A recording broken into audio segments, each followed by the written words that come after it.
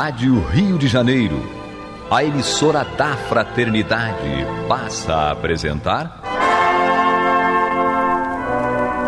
Luz na Penumbra, programa que leva ao seu coração a mensagem da doutrina espírita.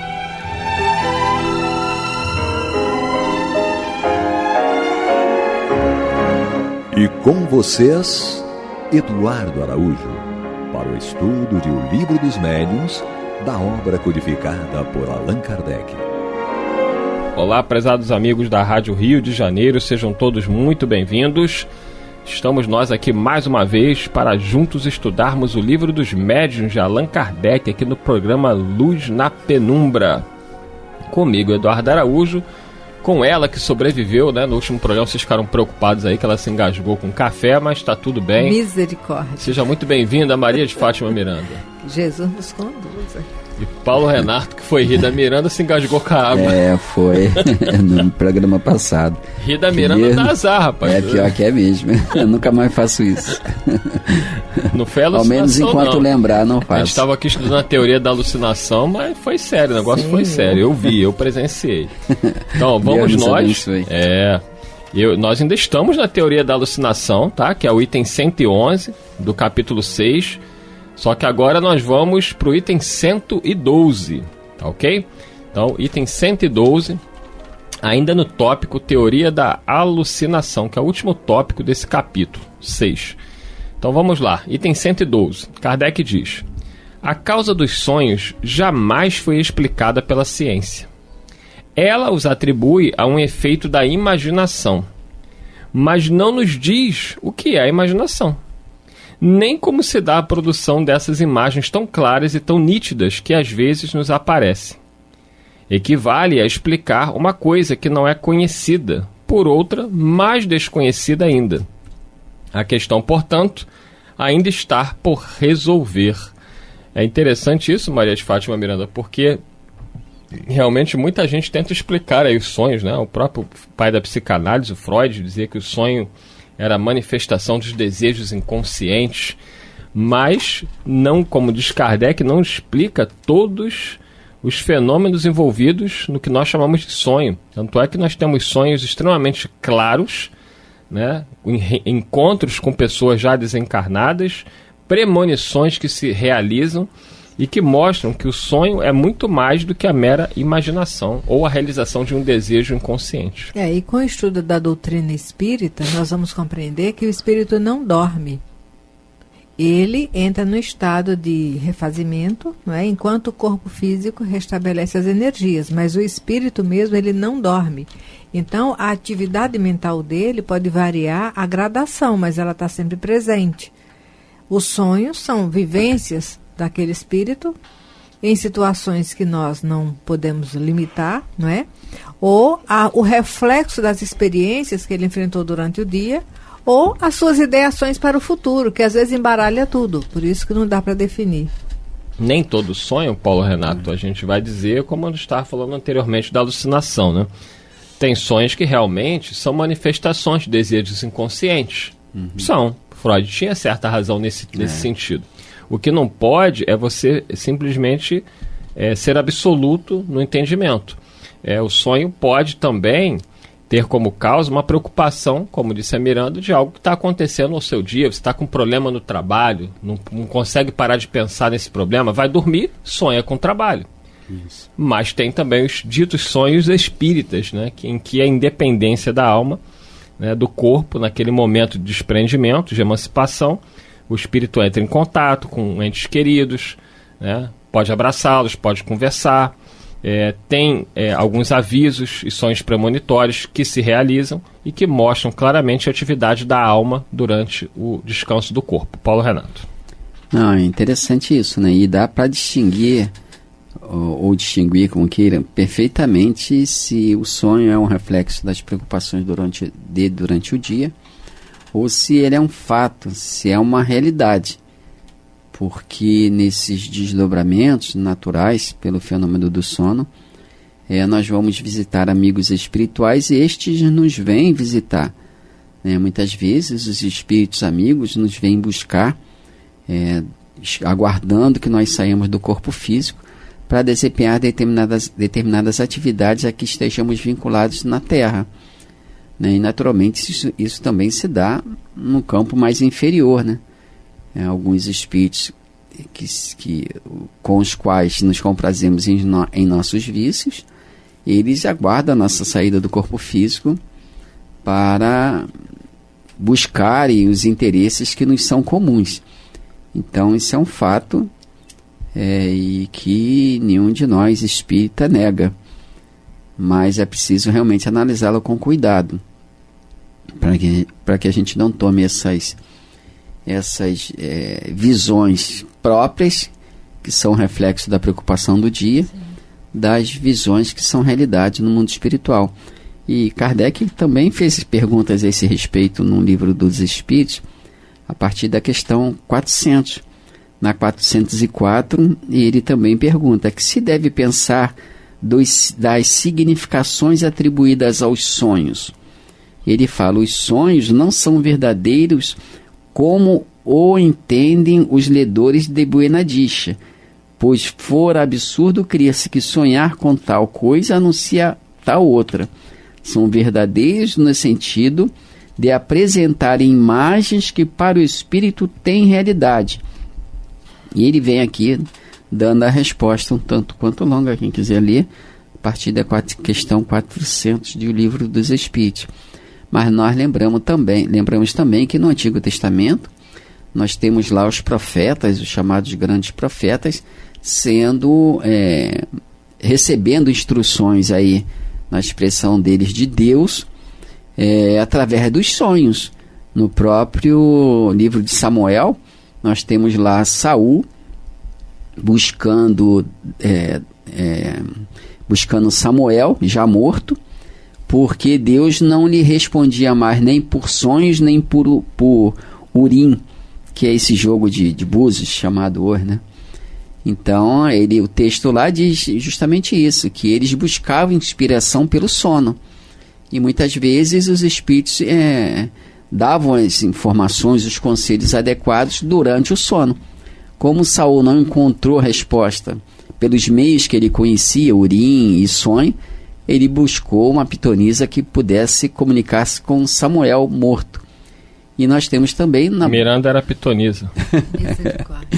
Nós temos também o Nabucodonosor lá, pedindo Daniel para interpretar o sonho dele. Então, o Antigo Testamento está cheio, e o Novo Testamento está cheio desse fato. E aí, Miranda, sua experiência como pitonisa, como é que foi? Não, na realidade é o que nós falamos, que já foi tratado na teoria de alucinação. Ninguém faz ideia onde o outro está, não é isso? Você olha para a criatura, ela se apresenta dentro daquilo que é o objetivo, condições pessoais dela, mas você não pode exatamente pontuar onde ela se encontra emocionalmente, mentalmente naquela hora. Ela está no mundo íntimo, no departamento interno, que só Deus pode saber e os bons espíritos com ele. Então vamos continuar aqui, item 112, segundo parágrafo. Kardec diz: dizem ser uma recordação das preocupações da véspera. Porém, mesmo que se admita esta solução, que nada resolve, ainda restaria saber qual o espelho mágico que conserva assim a impressão das coisas.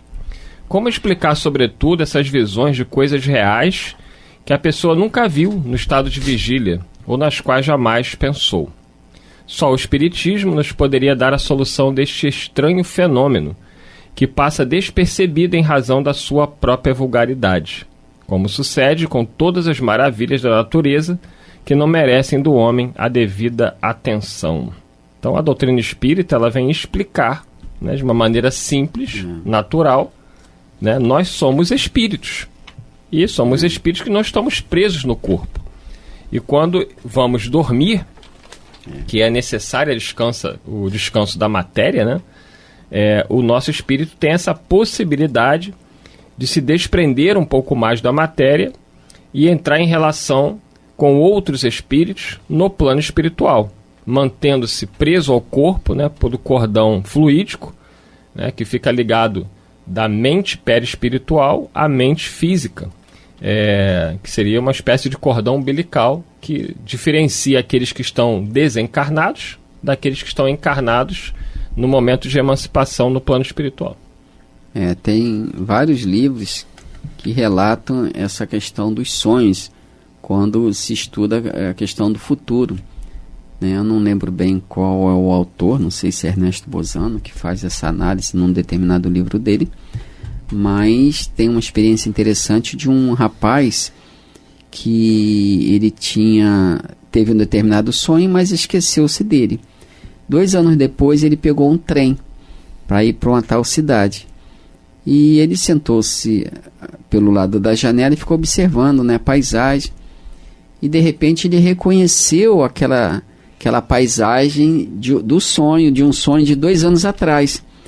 E ele falou: estranho, eu sonhei com isso, mas o sonho agora me parece tão real, porque estava ali à frente dele. E ele começou a antecipar as coisas que ele ia ver na passagem do trem. E ele falou assim: não, agora vai sair lá daquela casa lá de baixo, que o trem ainda não tinha chegado. Quando a gente passar em frente, deve sair uma criança. E ele, interessante, tudo que ele foi prevendo, que já tinha visto no sonho, foi acontecendo. Então tem uma série de relatos a esse respeito, que são verdadeiros, chamados sonhos premonitórios, mas que de alguma forma, por permissão ou alguma situação que a gente desconhece, algum motivo que a gente desconhece, que os benfeitores espirituais permitem que a pessoa tome ciência daquilo que vai acontecer, daquilo que é físico, não moral, porque no campo moral tudo se altera. E Kardec fez essas perguntas, inclusive perguntou sobre visitas entre pessoas vivas, na questão 413. Aí na 414 ele fala: podem 2 pessoas que se conhecem visitar-se durante o sono? É interessante essas perguntas, porque os espíritos responderam: certo, e muitos que julgam não se conhecerem costumam reunir-se e falar-se. Podes ter, sem que o suspeites, amigos em outro país. É tão habitual o fato de irdes encontrar-vos durante o sono com amigos e parentes, com os que conheceis e que vos podem ser úteis, quase todas as noites fazeis essas visitas. E às vezes a gente, quando acorda, fala: mas sonhei com uma pessoa, eu conheci essa pessoa, mas não sei de onde. Pode ser esses parentes e amigos que estão até reencarnados, pode estar reencarnado em outro país, em outro estado, distante de nós, ou desencarnado também. Então é interessante essas questões que Kardec desdobra sobre o sonho, que traz bastante luz para o nosso raciocínio, para entender aquilo que a ciência, na verdade, até hoje não entende. Dá as explicações que julga coerente, para não ser incomodado com novas perguntas, mas quem vivencia esses sonhos premonitórios sabe muito bem que não é alucinação nem resultado de preocupação diária, porque às vezes o sonho se dá numa esfera, numa situação que absolutamente você não pensava, não viveu e nem sonhava viver. A compreensão, a meditação dessas informações que a doutrina espírita nos traz, ela como facilita a nossa vida. Porque tendo uma compreensão mais aprofundada dessa realidade, nós vamos dar às coisas e ao tempo o valor que realmente tem. Saímos da precipitação, saímos do imediatismo, temos a compreensão desse potencial do espírito que nós somos, e aprendemos a aguardar sem se acomodar, cumprindo o dever do dia, na certeza de que aquilo que é necessário, idealizar sempre o melhor para abrir esse canal. Porque olha, se você tem essa compreensão disso e tem isso como verdade, você não tem por que mais se exasperar com certas coisas, ainda que seja um desafio educar sua emoção, seu sentimento, mas você tem uma razão que direciona você para uma situação que você sabe que é autêntica. A questão é delicada, até, me desculpe falar uma questão pessoal, mas eu tenho plena certeza em muitos momentos no meu estado de sono, que eu estou saindo do corpo. Eu me vejo absolutamente, perfeitamente, digamos assim, sair do corpo, sentar na cama, eu me deslocar do corpo, sentar na cama, e normalmente tem 2 amigos espirituais me aguardando, e eu os vejo com absoluta nitidez, e lembro quando eles me trazem para o corpo. Interessante. Eu tenho absoluta nitidez sobre isso, eu não tenho como duvidar. Não é aquela questão de eu acho que não vi o rosto. Tem situações que a gente não vê o rosto, não sei por que motivo, ele não permite lembrar. Mas em muitas situações eu me vejo perfeitamente saindo do corpo, sentando do lado dele, sentando na cama, né? E o corpo ali estendido, o corpo físico ali estendido. E o amigo espiritual me aguardando, que a gente sai não sei para onde. Eu já relatei em algum lugar. Aqui você já relatou também, certa vez, sobre isso. Tem um fato lá de Goiás também, não sei se eu falei aqui. Falei em algum lugar também que eu fui numa atividade até então, o ZERJ, e foi lá em Goiás, foram pessoas da FEB, Conselho Federativo Nacional e tudo, Darcy Ribeiro. E eu lembro que nós fomos... Darcy Neves. Darcy Ribeiro. Pensei no educador. Pensei no educador. Desculpa, Darcy é minha amiga. Não a vejo há muito tempo, mas é uma pessoa que eu gosto muito, convivi com ela na USERJ durante muito tempo. Mas nós fomos, cada um ficou lá numa residência e ficamos, eu e Darcy e mais 2 meninas, na casa de uma pessoa lá conhecida deles. E ficamos lá na hora de dormir. Eu fui pro meu quarto, as meninas foram pro dela. E eu lembro que quando eu deitei, eu perfeitamente acordei, né? Levantei, saí do corpo físico com absoluta nitidez, absoluta certeza. Saí do corpo físico, sentei na cama e estava lá um espírito lá me esperando, me olhando. Eu me assustei. Eu lembro desse fato hoje tenho esse fato hoje na perfeita lembrança. E eu me assustei, eu perguntei a ele, como é que você entrou aqui? Porque a porta estava fechada, né? Eu pensei que fosse um ladrão, qualquer coisa, sei lá, alguma coisa parecida. E ele sorriu para mim. Tolinho. Aí ele falou para mim, ó, eu me chamo tal, trabalho com fulano de tal, que era o dono da casa, que não estava em viagem, a filha dele que estava lá. Trabalho com fulano de tal, sou ex-suicida e desenvolvo trabalho com fulano de tal. Nunca estive naquela cidade, nunca fui a Goiás, aliás, não conhecia a família, nunca ia pensar numa situação dessa. E na manhã seguinte eu relatei o fato e a menina falou, não, meu pai tem um trabalho mediúnico com relação aos suicidas. Aí me deu a confirmação, né? Quer dizer, um fato assim sui generis realmente, e que não deixa dúvidas. Absolutamente as pessoas podem analisar como bem lhe aprouver, mas eu sei da realidade do fato. Muito interessante. Então, sinceramente, eu tenho muita experiência, eu tenho tido muitas experiências durante muitos anos, né, até os dias de hoje, né, com essa questão dos sonhos. Né, e eu sempre me lembro dos profetas, como a gente falou aqui, que tinham informações, como Paulo de Tarso, a gente já lembrou aqui várias vezes, que tinham informações do mundo espiritual através do sono. Esperavam ele sair do corpo, ou retiravam ele do corpo, para passar para ele as informações que eram necessárias. Então, com relação a isso, eu tenho absoluta certeza de que nem todo sonho é fruto das preocupações diárias. Inclusive por várias vezes eu não consigo sair do corpo porque fica um espírito ali impedindo. Tem várias desses incômodos, né, e eu fico mentalmente pedindo a minha esposa que me acorde, e sempre dá certo. Aí ela fala, eu acordei, você estava gemendo. Eu falei, eu estava te chamando para você me acordar, porque eu não conseguia acordar. O retorno, né? Vai eu acordar. Tem muito relato a esse respeito que não vale. É importante falar dessa realidade. Pontilhar algumas coisas, né? Não vai ser a biografia de cada um de nós aqui no programa inteiro. Mas pontuar, até porque o ouvinte, eles vivem certas situações que quando eles escutam um caso assim, eles vão... Confirma deles, né?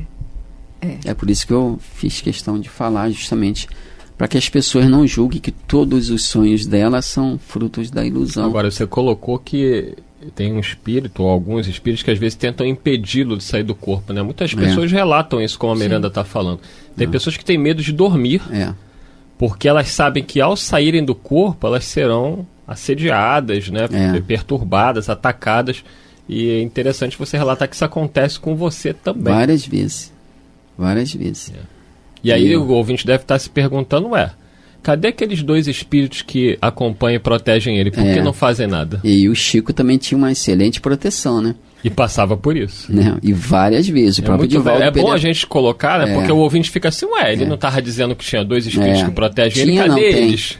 Cadê eles? Por que não protegem ele nessa hora? Mas a proteção está no campo de evitar os exageros.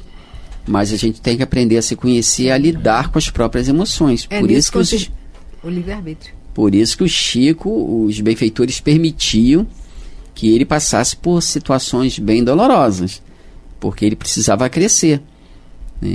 Tem uma... Pode falar? Pode, claro. Teve uma experiência que foi bem interessante, né, que eu não consegui... Eu sabia que tinha uma reunião, que eu tinha que ir a uma reunião, e eu dormi, né?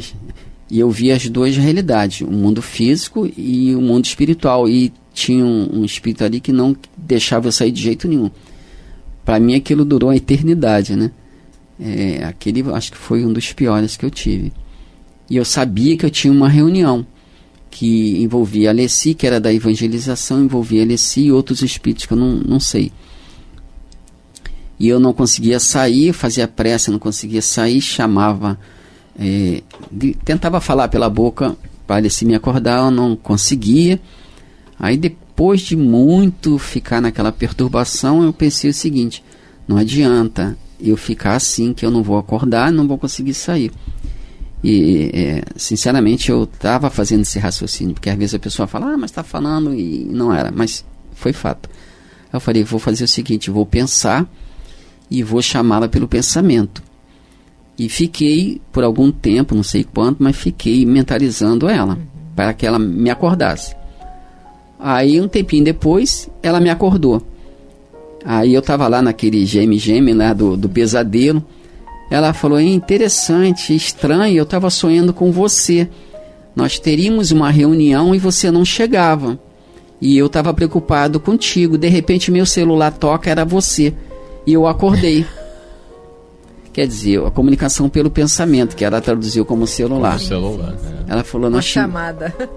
Ela falou, a gente tinha uma reunião sobre evangelização. Aí eu falei para ela, eu sabia que tinha uma reunião, mas o espírito não queria que eu saísse. Ela falou, e agora o que tu vai fazer? Eu falei, vou fazer minha prece e vou voltar a dormir. E vamos lá para a reunião. Né? Foi isso que eu fiz. Fiz a prece, pedi aos benfeitores amigos que me ajudassem se fosse possível. E voltei a dormir, graças a Deus, muito bem. Mas são situações absolutamente difíceis. Tem noites que eu não durmo.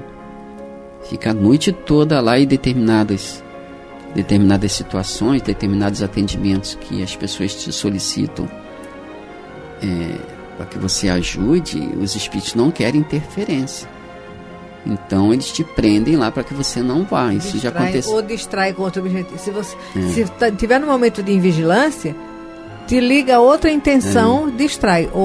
Mas comigo assim, muitas vezes acontece isso. Eles ficam ali na beira da cama e não deixam eu sair. Não deixa mesmo. Se eu tivesse uma evolução do Chico, né, que está muito longe, possivelmente eu superaria essa dificuldade. Mas eu já observei que vários casos que eu sou convidado a colaborar, a ajudar, assim, de pessoas encarnadas, né, eu encontro essas resistências do plano espiritual. Muitos ouvintes devem estar se identificando, né? Tem tudo a ver com o que nós estamos estudando aqui. Sobre sonhos, né? Na semana que vem nós vamos dando continuidade, mas procurem orar, né? Se preparar para dormir, porque mesmo preparados a gente enfrenta dificuldades. Imagina se a gente não se preparar. Muita paz a todos. Até semana que vem, se Deus quiser. Jesus nos conduza. Que Deus nos abençoe. Você está ouvindo o programa Luz na Penumbra.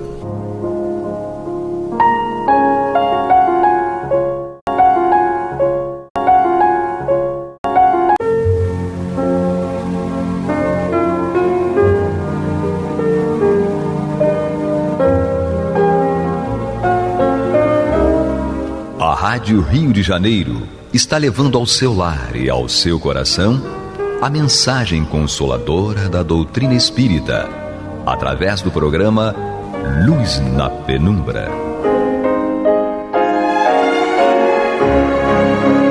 E agora com vocês, Amaury Santos e Astênio Oliveira, para comentar os textos da Revista Espírita de Allan Kardec no período de 1858 a 1868. Olá, meus amigos.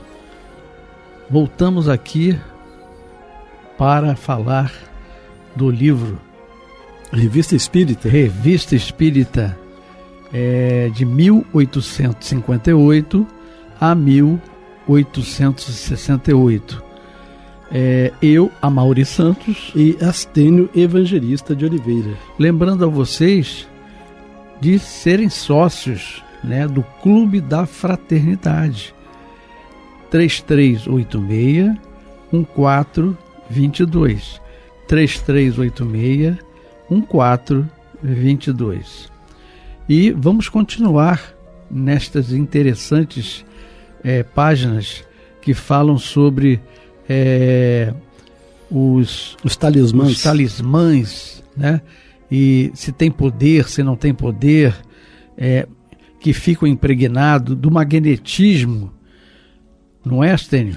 Isso, então, na Revista Espírita de setembro de 1858, no texto sobre os talismãs, Kardec narra um episódio envolvendo uma medalha cabalística, e aí a gente vai prosseguir agora a respeito dos esclarecimentos de Kardec, porque o dono daquela medalha já tinha apresentado a medalha a 3 médiuns e cada um dava uma resposta diferente a respeito daquela medalha. Um dizia que tinha pertencido a Cazote, outro dizia que ela tinha poder de atrair os espíritos maus, maus. O outro dizia que era só espíritos maus, só os demônios e daí por diante. Bom, aí Kardec, ele foi pedir a opinião de Kardec. Kardec ensinou a ele toda a teoria espírita, demonstrando que são os nossos pensamentos que atraem os espíritos e não qualquer objeto. Mas Kardec, mais à frente, diz que o objeto efetivamente pode ser magnetizado. Mas, obviamente, se ele é magnetizado, o poder não é dele em si. Exatamente. Bom, até me lembro, num dos romances do Emmanuel, não me lembro exatamente em qual, mas em que a Lívia, não me lembro em qual livro que está a Lívia, 50 anos depois, talvez, então ela orava muito tendo um crucifixo, e aquele crucifixo realmente ficou extremamente impregnado de energias boas, saudáveis, a ponto de poder gerar curas, sabe? Então de fato os objetos podem ficar imantados do magnetismo, E baseado no que você está falando, Astênio, que isso aí é uma verdade comprovada por Kardec, nós sabemos da existência de médiuns americanos que eles pegam objetos que a pessoa usava, e ela está imantada.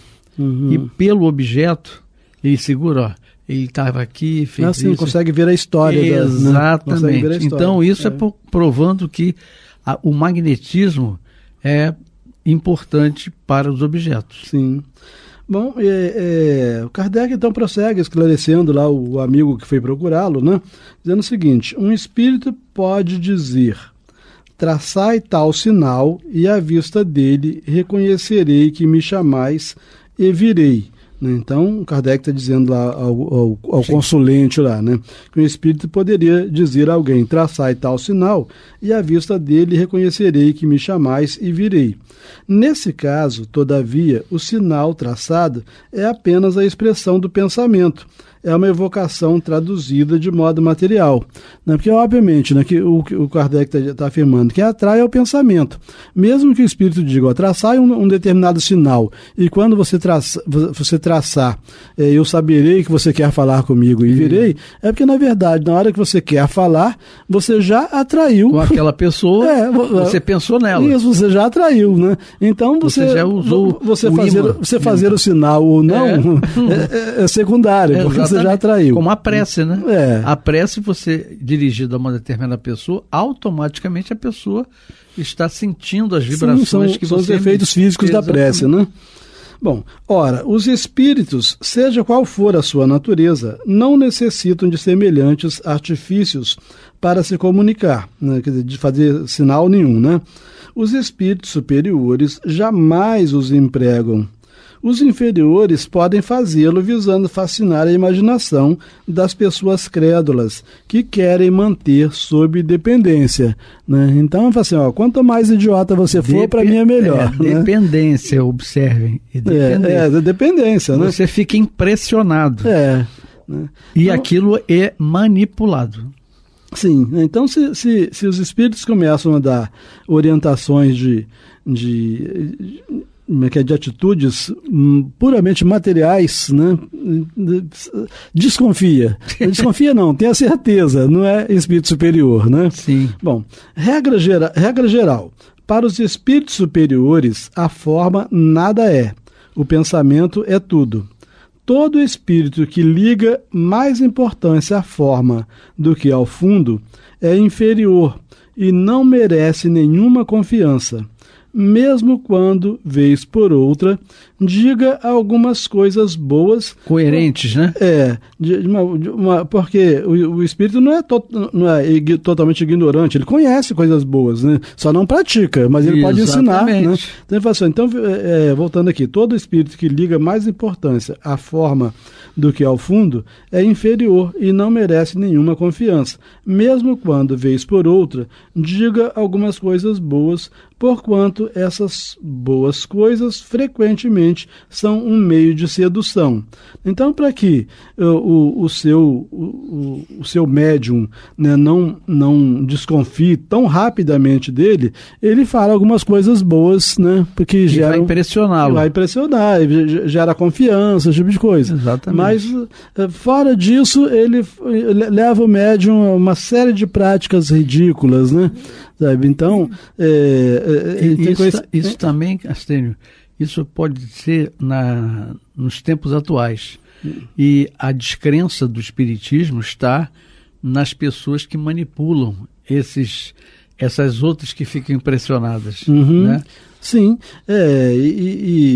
lamentavelmente médiuns que até conhecem bem a doutrina espírita, mas aí com a vaidade, porque às vezes o ego, né?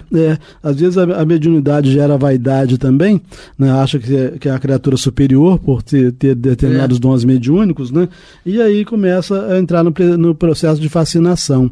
A gente tem conhecimento, por exemplo, de um determinado centro espírita em Brasília que eles não trabalham com o que normalmente se chama de mesa mediúnica. Eles têm o tatame mediúnico, né, porque foram orientados pelos espíritos, né, o médium principal de lá, né, foi orientado pelos seus guias de que o médium não deve impor limite à manifestação do espírito desencarnado. E que se o espírito desencarnado quiser jogar o médium ao chão, nada deve ser feito para impedir, né, que o médium seja jogado ao chão. Então, para impedir que ele se fira, deve criar então um tatame. Né? Então é o tatame mediúnico e não a mesa mediúnica. Né? Bom, tal era, de maneira geral, nosso pensamento a respeito dos talismãs, como meio de entrar em relação com os espíritos. Evidentemente que se aplica também àqueles que a superstição emprega como preservativos de moléstias ou acidentes. Então Kardec fala assim, aplicar também talismãs como preservativos de doenças, como preservativos de acidentes, né? Fala assim, usa um determinado talismã e fala, meu corpo é fechado, né? Porque, né? Por causa daquele talismã. Eu cansei de ver amigos falavam isso. Isso aqui fecha o meu corpo. Fecha o corpo. E o câncer vai entrando lá por dentro. Né? Entretanto, para edificação do proprietário da medalha e para um melhor aprofundamento da questão, na sessão de 17 de julho de 1858, pedimos a São Luís que conosco se comunica de bom grado, sempre que se trata de nossa instrução, que nos desse sua opinião a respeito. Interrogado sobre o valor da medalha, eis qual foi sua resposta.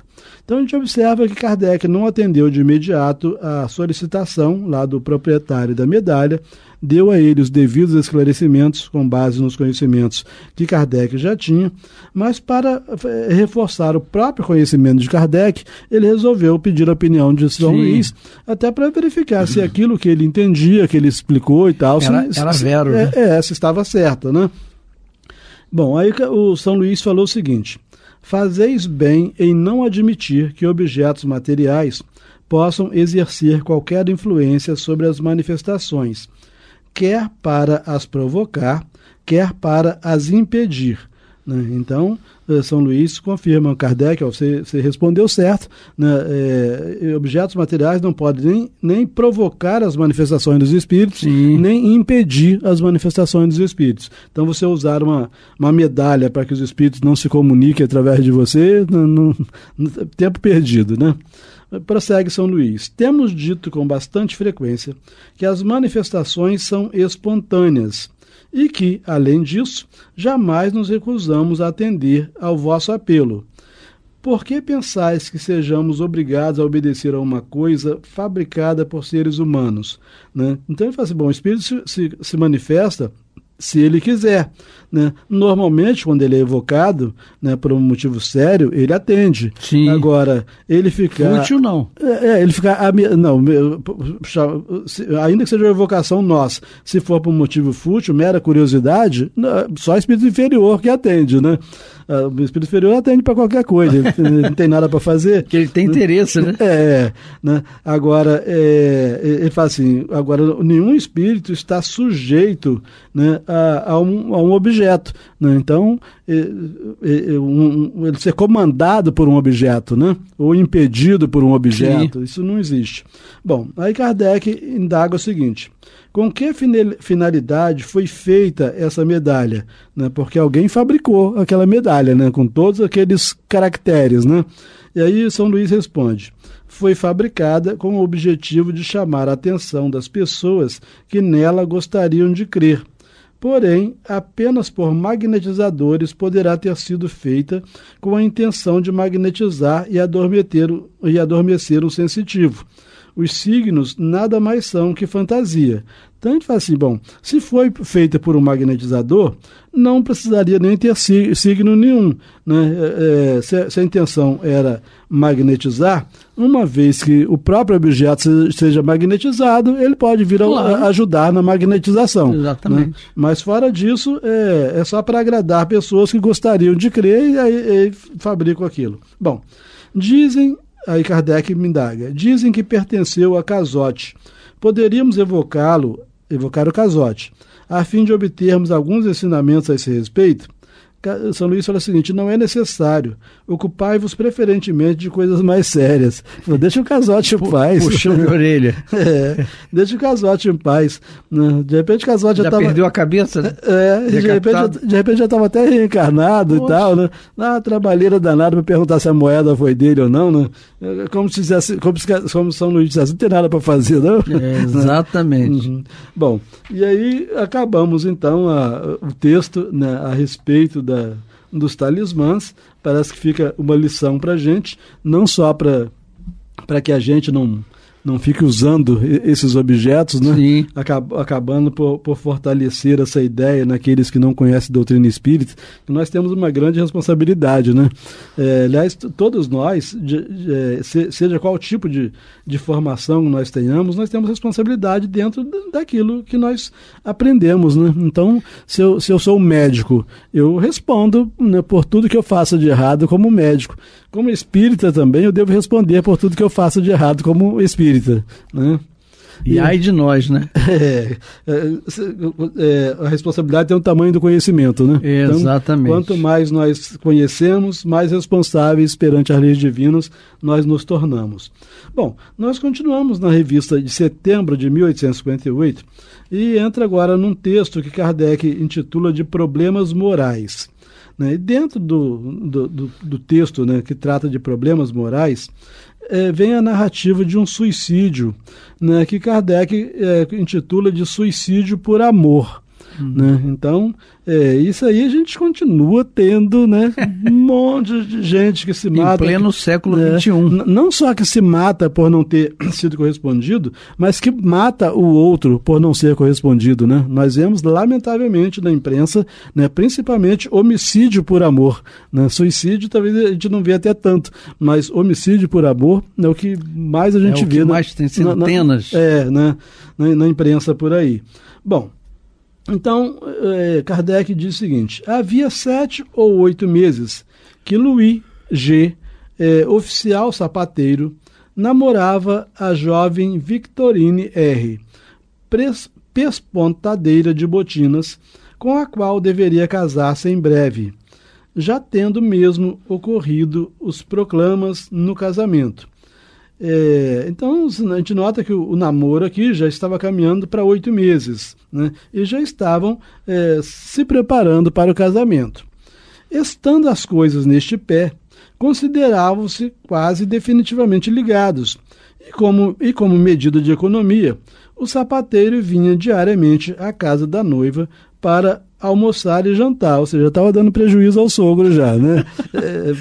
Já poder... queria logo...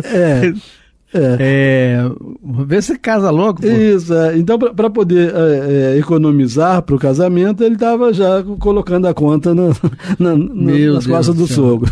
Né? Bom, quarta-feira passada, ao jantar, sobreveio uma controvérsia a propósito de uma futilidade qualquer. Né? E essas controvérsias a respeito de futilidades acontecem diariamente. Em pleno século XXI. Sim, e a gente tem que vigiar, porque para que isso não aconteça com a gente mesmo, né? Na casa da gente. Né? Então, quarta-feira passada, ao jantar, sobreveio uma controvérsia a propósito de uma futilidade qualquer. E, obstinando-se os dois nas opiniões, foram as coisas a ponto de Louis abandonar a mesa, jurando não mais voltar. Então ele ficou aborrecido. A confusão foi grande. Né? Exatamente. E aquele negócio, né, cara? É o que acontece quando são duas criaturas em contenda que ambas querem dar a última palavra. Né? Então, a minha palavra que é a verdade. Não vai silenciar de jeito nenhum. E quando os dois resolvem não silenciar, né, aí complicado. Tem um choque, né? É complicado. Bom, não obstante, no dia seguinte, muito embaraçado, veio pedir perdão. Então falou as bobagens no dia anterior, no dia seguinte veio pedir perdão. Como se sabe, a noite é boa conselheira, mas a moça, prejulgando talvez pela cena da véspera, o que poderia acontecer quando não mais tivesse tempo de remediar o mal, recusou-se à reconciliação, de modo que nem protestos, nem lágrimas, nem desesperos puderam demovê-la. Então ela resolveu romper o compromisso, porque ela falou, bom, se isso aconteceu agora antes do casamento... Depois vai me bater. Imagina depois, né? Exatamente. Muitos dias ainda se passaram, esperando Louis que a sua amada fosse mais razoável, até que resolveu fazer uma última tentativa. Chegando à casa da moça, bateu de forma a ser reconhecido, mas a porta permaneceu fechada. Recusaram abrir-lhe. Novas súplicas do repelido, novos protestos, nada foi capaz de tocar o coração da sua pretendida. Adeus, pois, cruel, exclamou o pobre moço. Adeus para sempre. Trata de procurar um marido que te ame tanto quanto eu. Ao mesmo tempo, a moça ouvia um gemido abafado e logo após o baque, como que um corpo escorregando pela porta. Pelo silêncio que se seguiu, a moça julgou que Louis se assentara à soleira da porta e prometeu a si mesma não sair enquanto ele ali se conservasse. Tem até uma nota de rodapé aqui embaixo, né, dizendo para ver o livro Céu e Inferno, de Allan Kardec, segunda parte, capítulo 5, o subtítulo Louis e a Pespontadeira de Botinas. Então, esse caso... que foi narrado no livro dele, né? Isso, Então, na Revista Espírita é muito anterior ao livro Céu e Inferno. Exato. Então, esse caso, Kardec colocou também no livro O Céu e Inferno. Tá? Bom... Então, pelo silêncio que se seguiu, a moça julgou que Louis se assentara à soleira da porta e prometeu a si mesma não sair enquanto ele ali se conservasse. Ela achou que ele tivesse teimosamente se sentado lá para esperar, e ela resolveu que ela também não sairia. Decorrido um quarto de hora, 15 minutos, né? Um locatário, quer dizer, um inquilino, passando pela calçada e levando luz, soltou um grito de espanto e pediu socorro. Depressa acorre a vizinhança, e Victorine, abrindo então a porta, deu um grito de horror ao reconhecer o noivo, pálido e inanimado, estendido sobre as lajes da calçada. Cada qual se apressou em socorrê-lo. Cogitaram chamar o médico, mas logo se percebeu que tudo seria inútil, já que ele deixara de existir. O desgraçado moço enterrara uma faca na região do coração e a lâmina ficara-lhe cravada na ferida. Né? É muita coragem, né? Ou muita covardia, né? Exatamente. Porque por causa de um noivado que perdeu, né? Conseguiria outros noivados ao longo da vida, né? Resolve se matar. Como se estivesse castigando a noiva, né? Castigou a si mesmo. A verdade é que você falou, é um egoísmo, porque ele fez para ele, com ele e para atingir a moça. Sim, né? E aí, egoísmo. E aí no final atingiu a ele mesmo, né? Que quem ficou devendo a vida foi ele. Prosseguindo aqui mais um pouquinho, porque esse nosso tempo corre muito, né? Mas, tá sim. Mas vamos aqui mais um pouquinho. Esse fato que encontramos no ciclo de 7 de abril último, despertou-nos, então ele está escrevendo em setembro, esse fato aconteceu em abril, né? Quer dizer, foi publicado pelo menos no ciclo em abril. Esse fato que encontramos no ciclo em 7 de abril último, despertou-nos a ideia de dirigir a um espírito superior algumas perguntas sobre as suas consequências morais. Aqui estão, assim, como as respostas que nos foram dadas pelo Espírito São Luís na sessão da Sociedade no dia 10 de agosto de 1858, ou seja, no mês anterior em que Kardec estava escrevendo aqui na revista. Kardec indaga a São Luís: a moça, causadora involuntária da morte do amante, tem alguma responsabilidade por isso? Ela em nenhum momento quis matar, enfim, né? Ela tem alguma responsabilidade? Aí a resposta de São Luís: sim, porque não o amava. Né? Então, a gente vê... ela tinha interesses de casar. Interesses de casar, estava aceitando casar, etc., ou estava fingindo que queria casar, né? Entretanto, não o amava. Se não o amava, era que nunca o amou. Então, quer dizer, foi gerando aquele estado de confiança no amor, etc., né? Por parte do outro. Então, alguma responsabilidade Sim. ela teria, né? Que ela poderia não ter dado bola para ele desde o início, tá certo? Então, Kardec indaga: então, para prevenir a desgraça, deveria desposá-lo a despeito da repugnância que lhe causava? Então, mesmo não amando, deveria casar, né, para não correr esse risco, né? Ele responde o seguinte: ela procurava uma ocasião para livrar-se dele, e assim fez no começo da união o que viria a fazer mais tarde. Então, no fundo, ela queria que acontecesse alguma coisa. Havia interesses dela pessoais, né, para acabar com com aquele noivado que não interessava ela. E aí aproveitou aquela discussão, né, para poder acabar.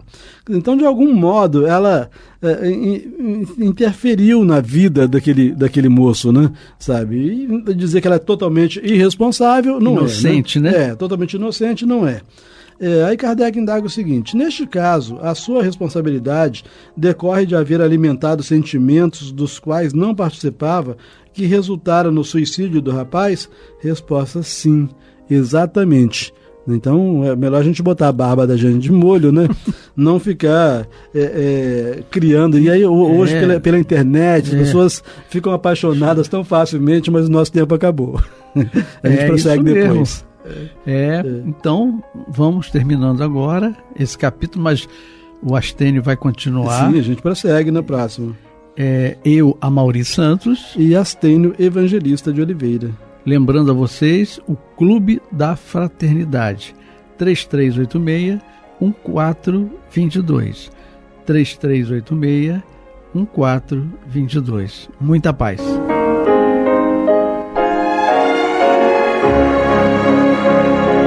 E vamos ouvir agora a prece de encerramento de nosso programa, na voz de Geraldo de Aquino. Jesus, dá-nos coragem para a luta, piedade para os insultos e misericórdia para as injustiças e ingratidões. Limpa nossa alma de inveja e ambições mesquinhas, de ódio e de vingança o nosso caminho. E que dentro em pouco, ao recolher-nos de novo ao calor do nosso leito, para que o sono nos dê a paz e o esquecimento das tristezas humanas, possamos sentir, Senhor, no mais íntimo de nosso ser, a doçura indefinível do Teu amor e a grandeza incomparável da Tua divina presença. Que assim seja.